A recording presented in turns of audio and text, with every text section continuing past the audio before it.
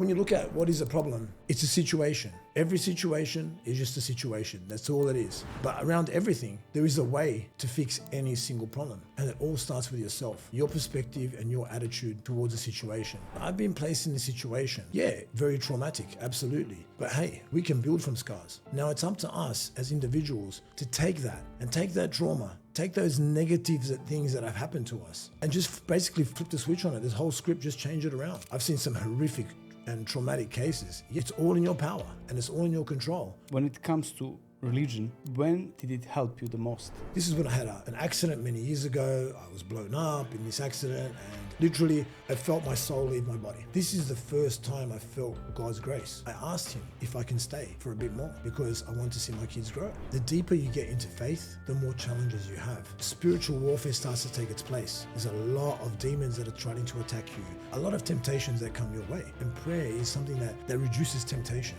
And it's something that has to be done on the daily when it comes to your connection with God. What happens when a man is forced to trauma, raised between two cultures and grounded by unshakable faith?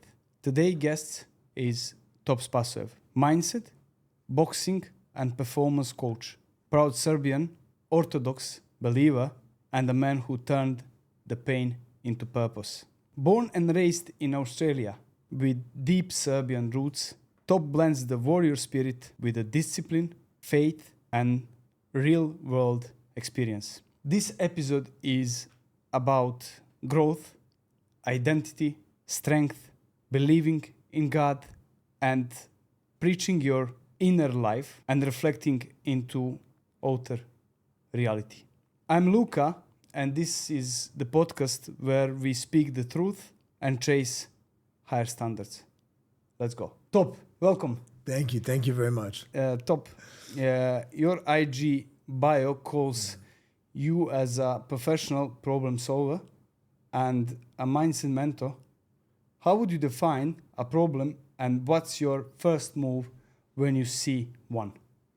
Great question. So being a professional problem solver, it covers a vast area. There's a lot of areas. People have a lot of different problems.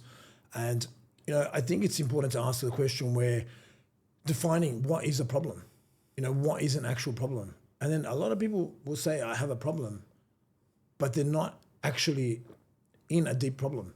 They're creating that space for themselves. So when you look at what is a problem, it's a situation. Every situation is just a situation. That's all it is. It doesn't matter if it's good, if it's bad, if it's happy, sad, it doesn't matter. The most important thing is that you remove any negative emotion from any situation. That's what makes it a problem. So we always say the problem is associated with bad, right? It can be a good problem to have as well. That all just depends on your perspective, the way your outlook is on life, how you choose to handle situations.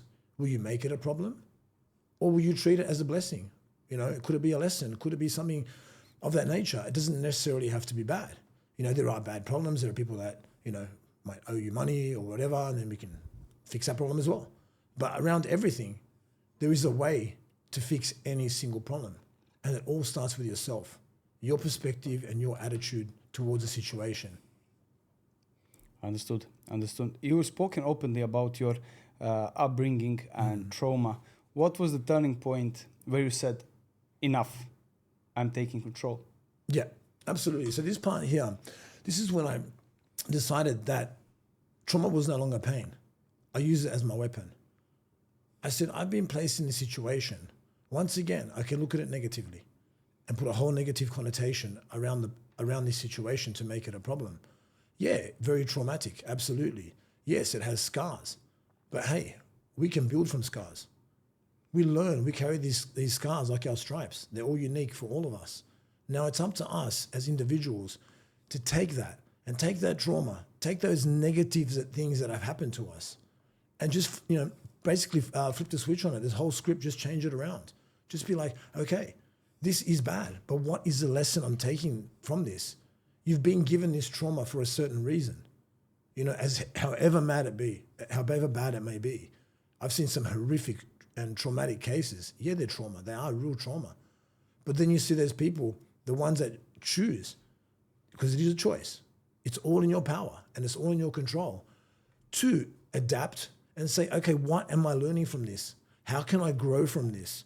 How can I teach other people in similar situations or scenarios to not go through the hardship, to not face the trauma in this situation, and however bad it may be? It's just as simple. It's not so simple. It sounds simple, but it's just the way that you treat that trauma and how much you want to grow from it. Understood.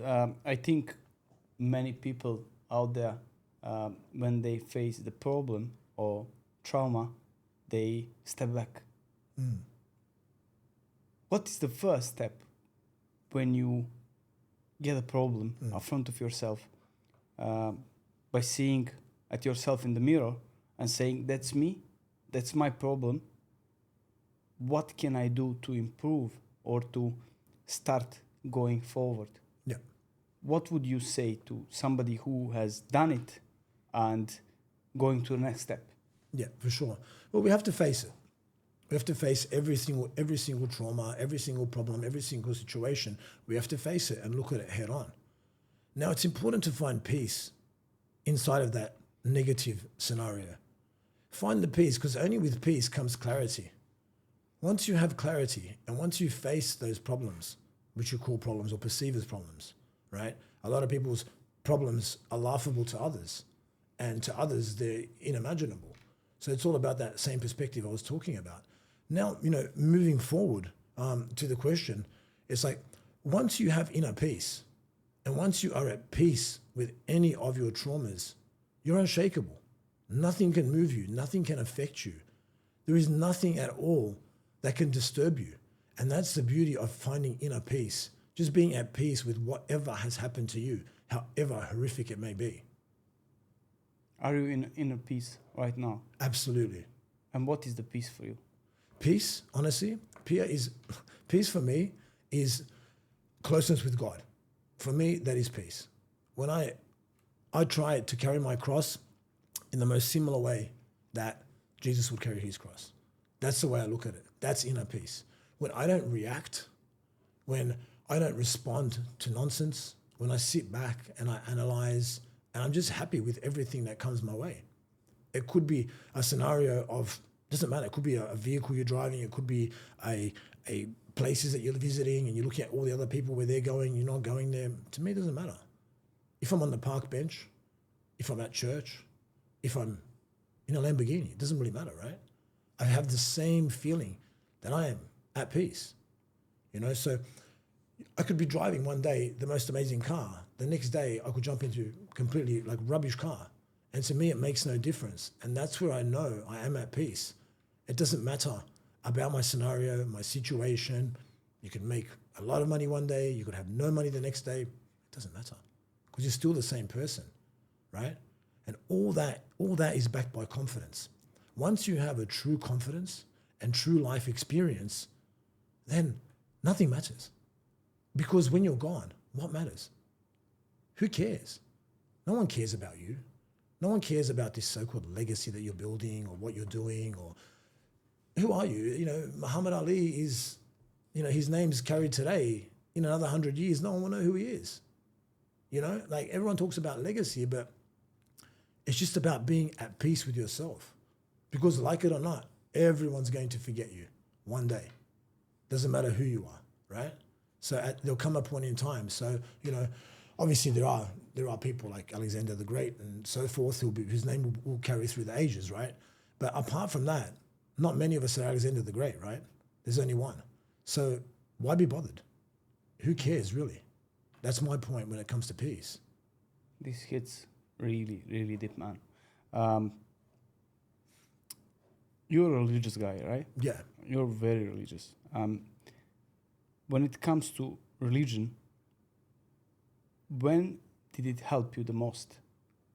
I assume that as everyone, you were at the lowest point and you had the highest point. Yeah. So when actually religion helped you the most? Yeah. So I think I'll base this more of my first real religious experience where I actually felt the blessing as we call in Serbian blagodat, the grace of God. So this is when I had an accident many years ago. I was blown up in this accident, and literally I felt my soul leave my body. I got to see Jesus. I got to see Mother Mary above my head. I got to see all these visions, and to cut a long story short, this is the first time I felt God's grace. He answered my prayer. I asked him if I can stay for a bit more because I want to see my kids grow.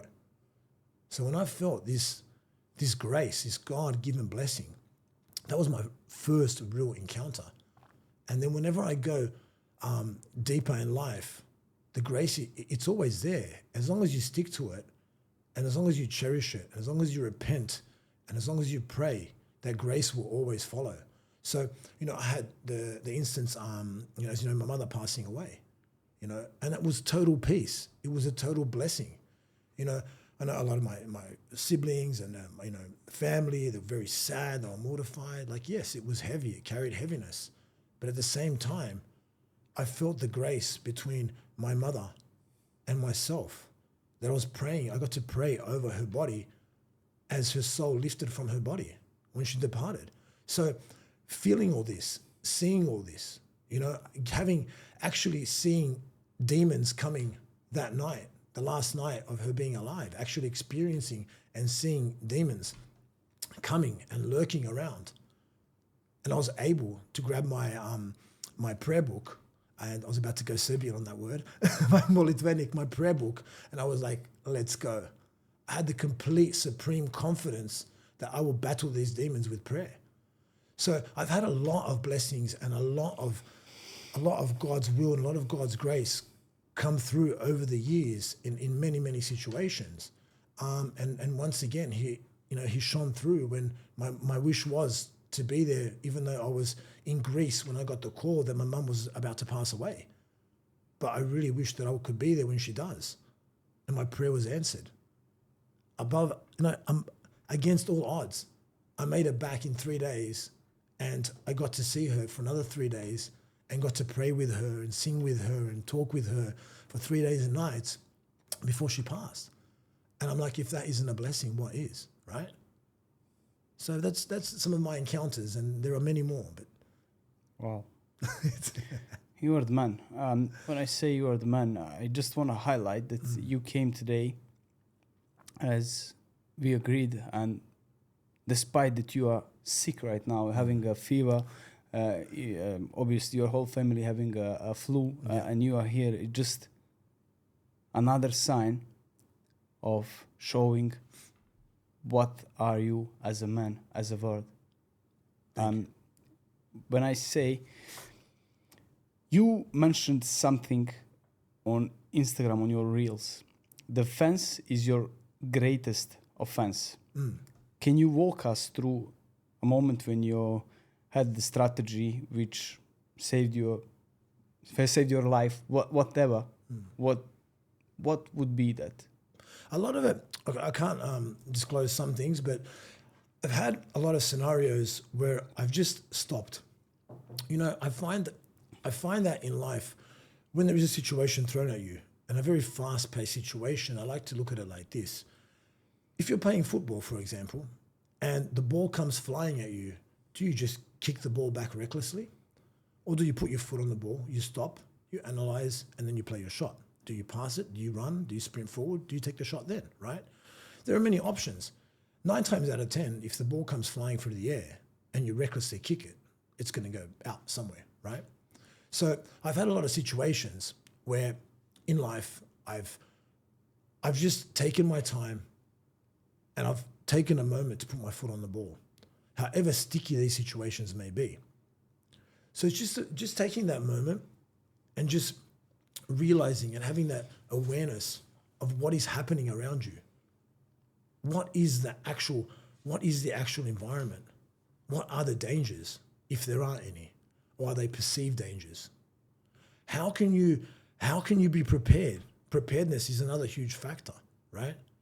When you are prepared for any situation, how do you lose? How do you lose?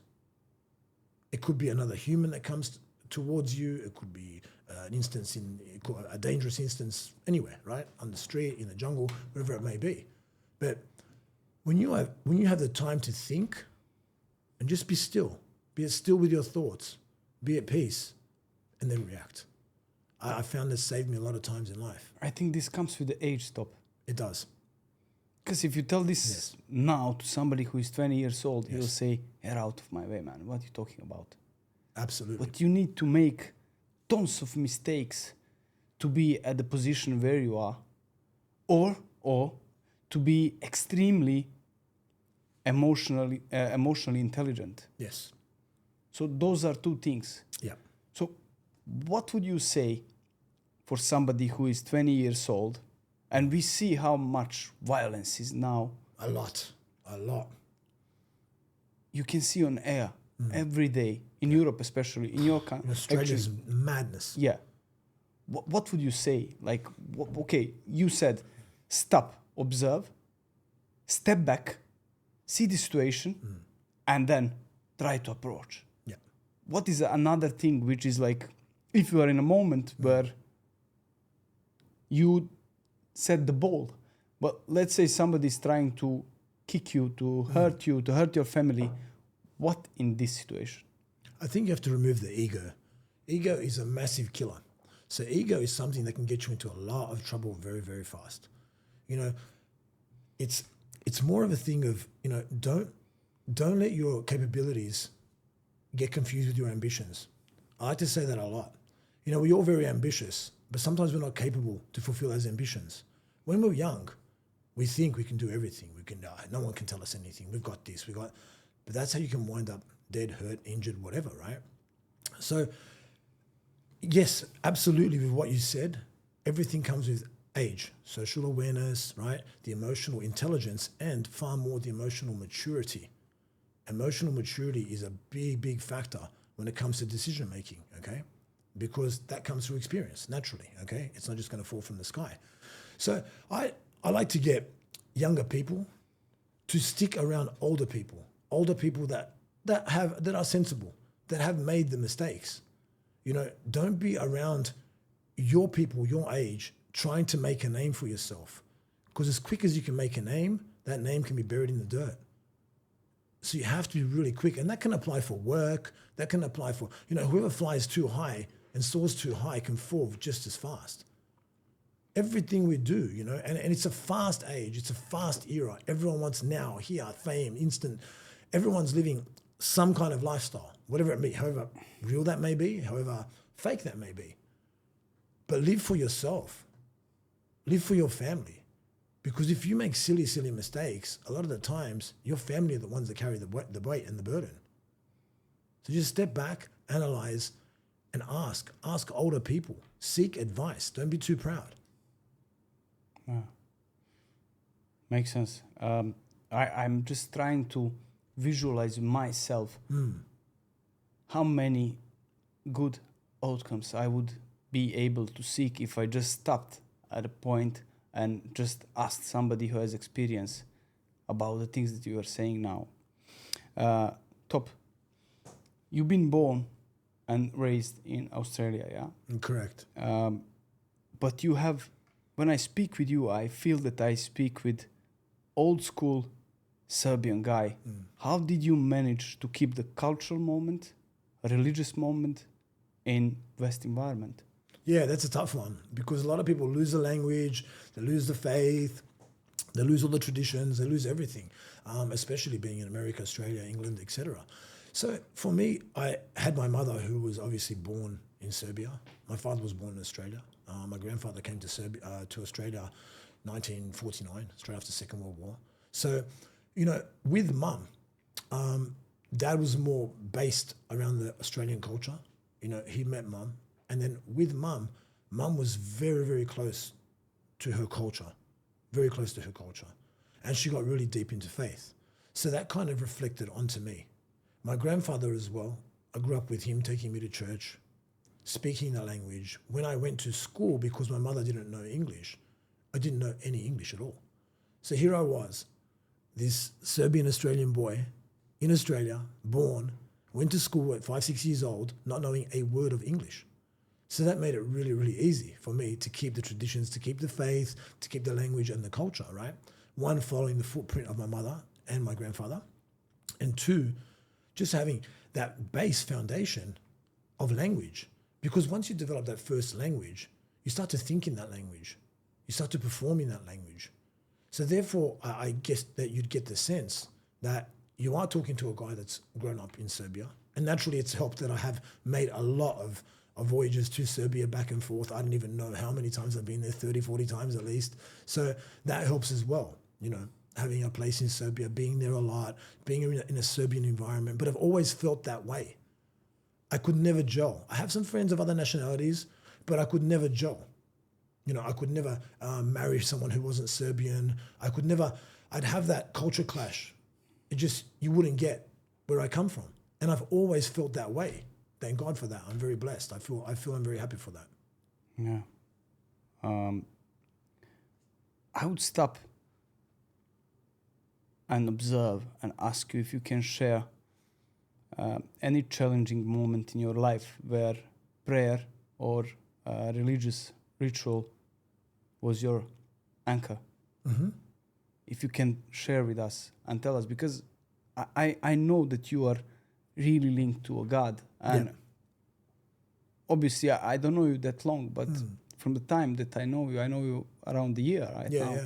But I know that everything is about religion, about being a good man and being a man who lives by the book. And if I can say, the way that I see you, you are the man who is living by the book. So if you can share with the audience, what was the moment, challenging moment in your life where prayer or religious ritual was your anchor?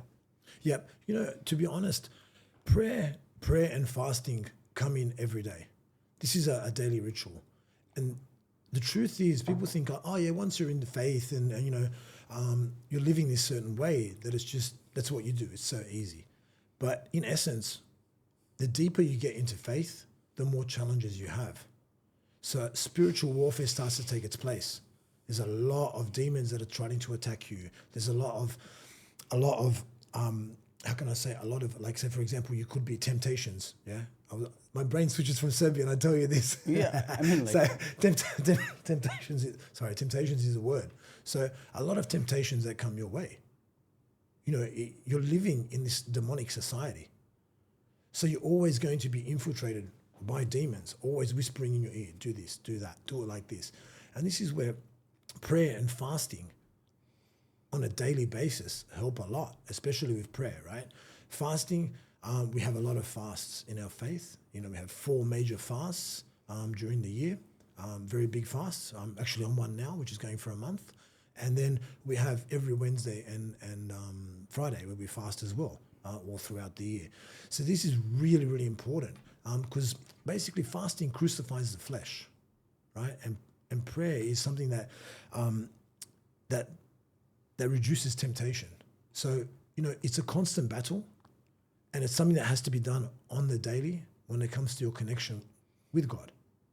Otherwise, it's very easy to veer off path, you know. And I find myself, if I don't live a certain standard, then I become a fraud, especially coming from the industry that I'm in, right? Say, for example, we're in fitness, right? We're in fitness. I grew up in fitness. I own gyms. I do all that. I want to be the person that people admire, the youth admire, not the people in general, but the person that they can look upon and say, okay, this guy is living the life and it's attainable. Everything I tell myself I cannot do, it is attainable because there's someone out there doing it, you know? I push my limits every day, not to show off, but to show up. Just so people can go, hey, this guy's doing it. He's not drinking, he's not on drugs, he's not smoking, he's lifting heavier than most 99% of people. I just want to say, you're a 50 years old guy and you've been, I was witnessing how you are lifting 220, 25 kg for 10 reps. Just for you guys, 260. Just for you guys to understand, 50 years old guy lifting more than my I could see at the moment, as I said, 225. He was lifting 260. I did 220 for like 20 reps. Yeah, it's just Not like anymore, but insane, yeah. insane. I just want to say Thank you. how prepared and how physically strong you are. Yeah, thank you. But Thank you sorry for the for acknowledgement. interrupting. No, thank you for acknowledging that. And see, something like that, that's redefining my purpose. That's giving me more hunger. You know, the more people that I can influence positively, the more I can give back to society. The greater my mission is, the more work I've done. I've done good work. And for me, that's everything. If I can be that person who lives by what they say, because I'm big at that. I'm big. I'm huge. Doesn't matter. If I've said this has to happen, it has to happen unless there's something extreme to stop it, right? But if I can prove to that, people that are up and coming with so many distractions, I still face the same distractions. Doesn't matter that I'm 50. You see me, I'm still out with young people and I only hang out with young people. Yeah. So I can fall into the same trap, but I choose not to. You know, and I removed all those temptations 20 years ago. I said, no, I just drew the line. Who do you want to be? The moment I had my first child, I said, who do you want to be? He came out, I held him. Who are you going to be? Are you going to be the role model? Or are you going to be the guy that says, son, hand me a beer? I don't want to be that guy. I do not want to be the guy that says, son, get me a beer, get me a whiskey. Who am I? I've failed. I've failed because I cannot be a role model for that child. How can I ever say, hey, don't do this? If you're doing. If I'm doing it. Yeah. Right? So this is where I really flipped that moment. That was a defining moment for me. That was like that who do you want to be moment. And from them, I've never looked, because when I make that stubborn spite, as we call, you know, inat in Serbian, you know, it's that spite. Once I say something, that's it. There's no moving off that path, right? So if I say I'm going to lift something, I'm going to lift it. And that's why I admire you, because you have those same traits. You will, like, we've rowed together, and that was way above your capability. You were not ready to row those times at that moment. You were not ready to row at all. You were doing 10 by 300 meters back then. Yeah. And you did 10 by 500 and you smashed it. You kept up with me. You said, I'd rather die. My legs will fall off, but I will do it. And you did. But that's inat, what you said, like exactly. Guys, for you that don't know, inat is like very famous Serbian word. And whenever you see Novak Djokovic playing tennis and gets like a phoenix out of nowhere, Yeah. this is inat. And that was the moment where we were doing a row. And I was, man, in my head was at that time to quit several times. Oh, yeah. I won't be lying. It was hard. But I said, I won't give up. This guy next to me is fucking 50 years old guy getting through these strokes like nothing, and I'm dying. No, I won't give up. I was counting every single interval. Amazing. And we did it. I just want to touch up the story. That was amazing, wasn't it? It was like, wow, beyond everything. Yeah. Sorry for interrupting No. again. You were saying, let's get back to the prayer and to the point where distractions are all around. It's way nowadays, if you meet somebody who is normal, and I say normal by not drinking drugs, all this stuff, you get shocked. Look in which society we are living at. And it will be worse. Yeah.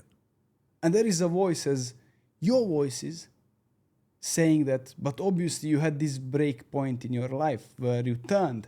Yeah. So do you claim that people that have to live through to understand? Or is there any other way to turn without this breaking point? I think breaking points are big factors, but it's having those self-conversations, sitting there and having that self-talk daily. I find this is really important for me. When I sit there and have that analysis, you know, really do an audit on yourself.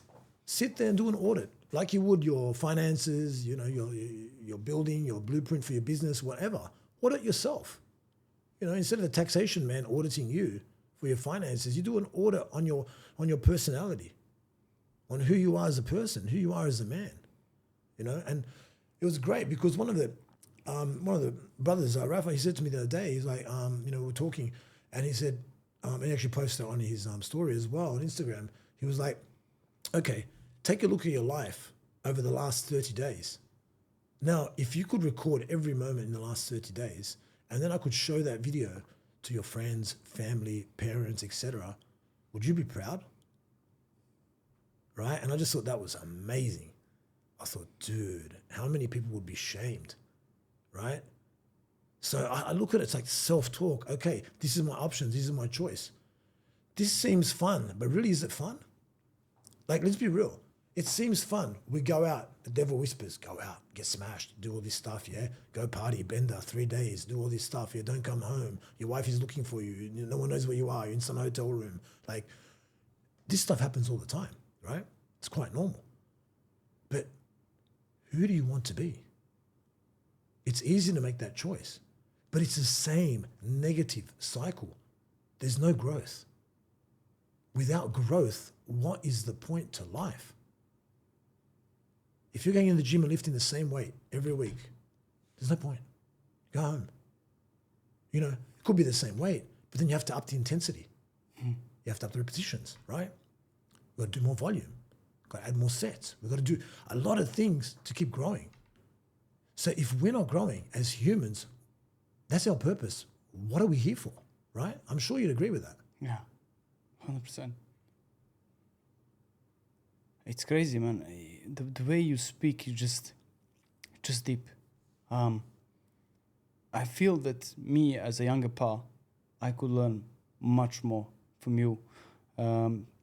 So I would stick to modern life and distraction. And since I'm in this mid-age and I'm still finding myself somewhere with religion and other things, can you help me and help us, audience? How do you use the faith practices as fasting, prayer to build focus and resilience? Yes. And how can actually me and our listeners, how they can apply them on a day-to-day basis? Yeah. So the most important thing, and this came from one of the church fathers, an elder, that said, just start. You just have to start. Like anything else. If you don't know how, just start.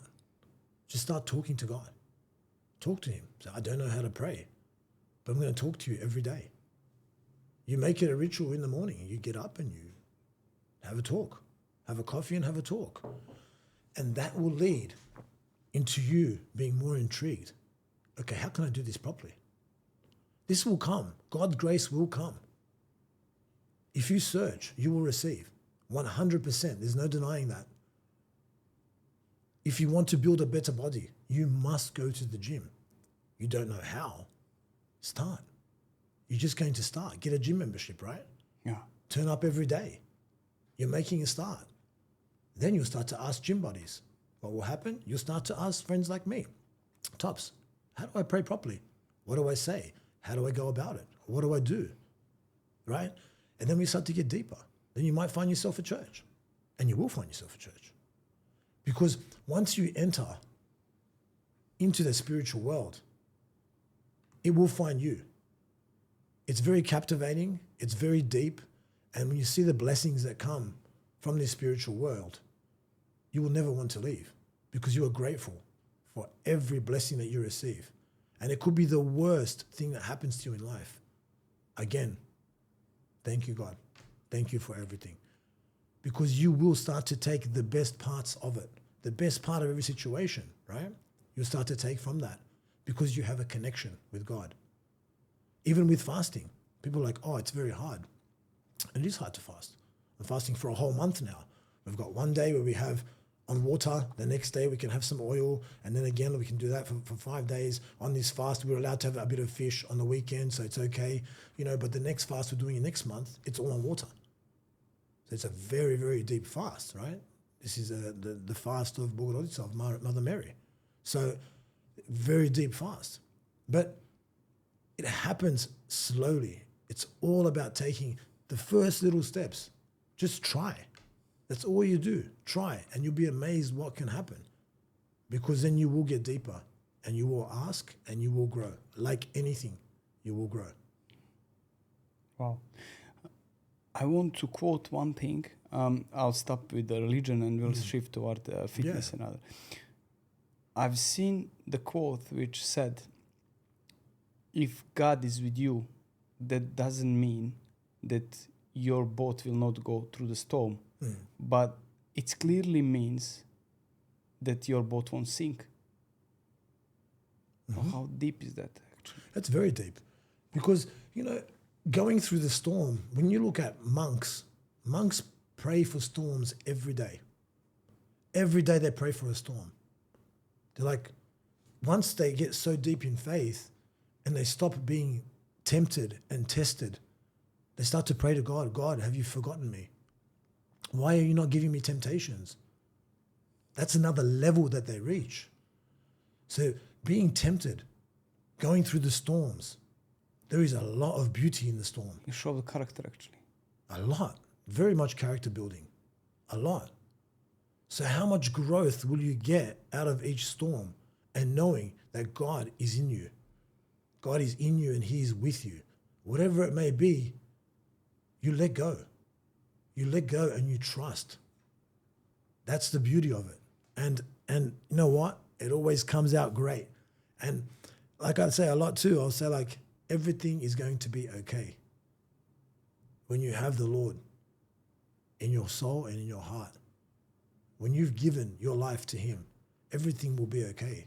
Because even what we perceive as the worst thing to happen, it's still okay because you've gone home. Yeah.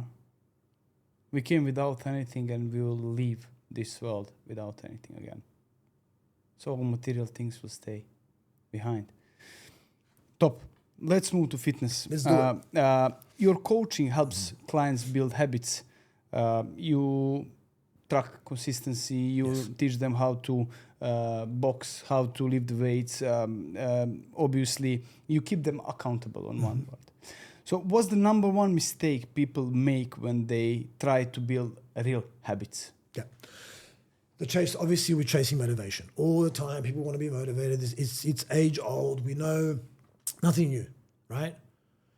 But people lack structure. And that's the biggest mistake. How can I be structured? How can I put this into my diary? I'm a big, big fan of calendar and diary.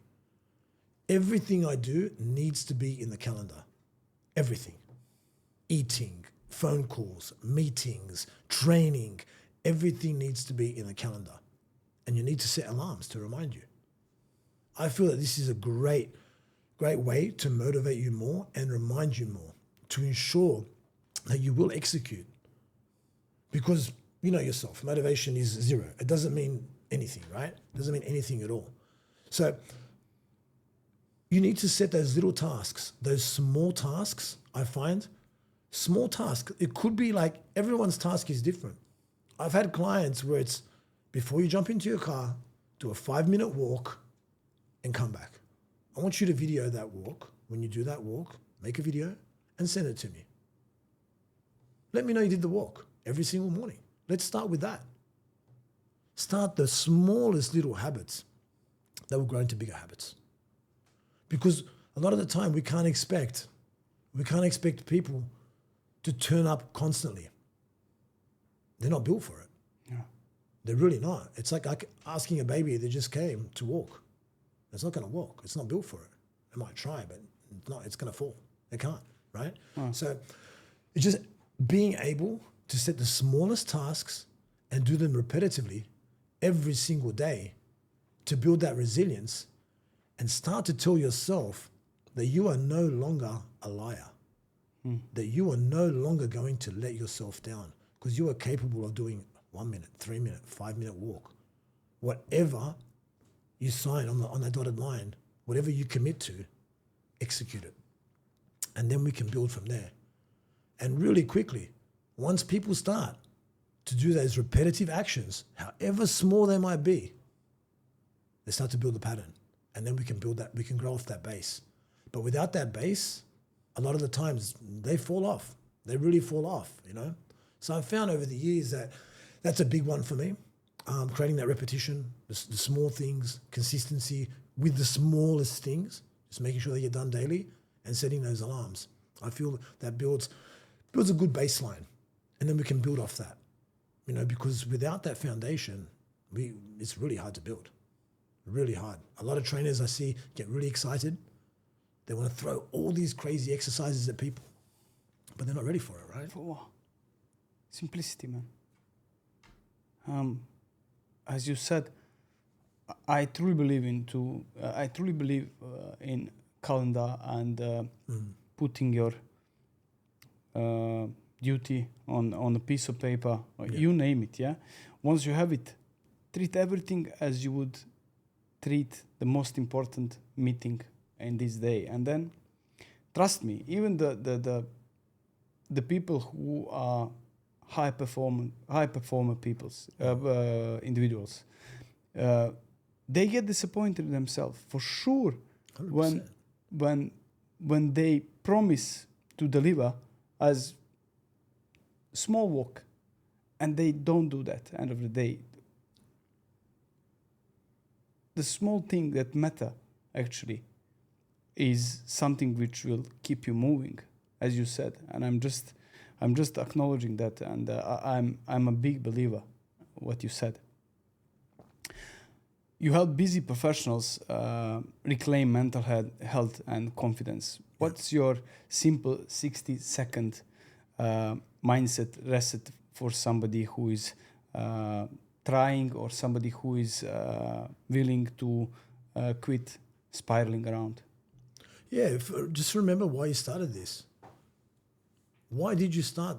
Why did you start at all? Why did you start on this journey? What is it?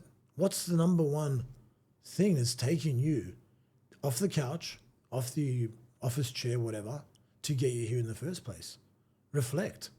Reflect on your life. Imagine someone who has the capability and the ability to make so much money, for example, or to be so good in their job, but yet they walk around. Once again, it's a misguided confidence. They walk around confident, thinking that the money or the success or the promotions are what makes them. But it's not. It's what you do out of that. How people will say that, okay, it's your job to provide, but it's also your job to protect. That's what I say for every man. You must have minimum requirement, at least a black belt in something, at least have some experience, because that's going to show discipline. Yeah? You can make money on autopilot. Is that success or is that luck? There's a mix. I know some really lucky people, like, I made money, but no, you're actually dumb. I know you. You're not that smart. Right? And we laugh because we know these people, right? You're actually not that smart, and you don't work that hard. Let's be real, right? Yes. Yeah, but there's a bit of luck there, right? So, and there's a lot of people like that back in Sydney, like it's crazy, so much, because property boomed and their parents and grandparents were tomato farmers and chicken farmers, and they sold these for like 20, 30, $100 million, all this land, right? And now they're like, I'm smart. Yeah, I'm smart. I'm selling self-help books and programs. So, it's crazy what happens out there. But, taking it back, okay, you may have been lucky to provide, but you can't get lucky to protect. There's no luck in protection. How are you going to protect your family? How are you going to protect yourself, your loved ones, your friends? People forget about all these things. But the more resilience you build up, and the more discipline and determination through a martial art, and it doesn't just have to be a martial art, it can be any sport, it can be a competition. There's no luck in that. Right, there's a bit of luck when it comes to injuries and whatnot in a professional league, right? There is some luck with that. But there's no luck in that hard work, in that resilience. You have built a solid character, and no one can take that away from you, ever. You can go bankrupt and lose money, but you can't go broke and lose everything that you've learned and earned. Everything you've worked hard for and sweated for, that stays. It's deep. Every single sentence that you said till now, it just deep Thank as you. fuck, man. Thank you. Basically, you are a performance coach, but what do you do when a coach needs coaching? What's your toughest habit to keep? Yeah. For me, it's, to silence, it's about aligning the mind to silence the war. When I say silence the war, because this never stops, ever. I can pull away from work, I can pull away from training, I can do everything. But this guy here, there's so much noise. It's constantly in top gear, constantly working, constantly thinking, constantly being ambitious about a new project or someone else, or how can I help this, or how can I grow this? It doesn't stop. Now, this is something that I have to pull away from. I have to align my mind so I can silence that war, because that war is very, very destructive. That can actually, overthinking actually stops me from progressing. That's how much of an overthinker I am. So I have to escape, right? Not so much escape, but I have to silence that. I have to silence that war. This is where I retreat. I go to prayer, I go to training, I go to reflection, I go to realization. I start to tap in and start to work on myself, remove myself from the world, be by myself. And when I'm by myself, I won't think about nonsense. I'll just put full focus in a short amount of time that I have and just reflect on me. Wow. And that peace. That's all I'm after. I'll be brutally honest now. I felt that I was attending a mastermind class by you today, man. And I really appreciate that you came with this story here. And when you attend to any mentorship, any mastermind class that you get inspired, you inspired me now. Thank you. And I'm very honest. And now, as a last round of questions, I'll be throwing the words toward you and just will wait for your reaction. So, Yeah. trauma, strength, failure, consistency, truth. Pick one. Trauma. Why did that word hit harder Yeah. than others? Because it built my backbone, not my excuse. That's why. There's so much power in the word trauma that you can take it and make you be the man that you want to be. All right. I've never had any kind of trauma. Where another round, prayer, discipline, sacrifice, transformation, and grace. Yeah. Pick the one. I'd say sacrifice, because Why? it's the price you pay for being a man. Our Wow. lives are about sacrifice. As I said, it was a masterclass by you, Top. And I really appreciate your time. And I'm really thankful to have you as a friend and to have you as a guest here today. Thank you so much. Thank you so much.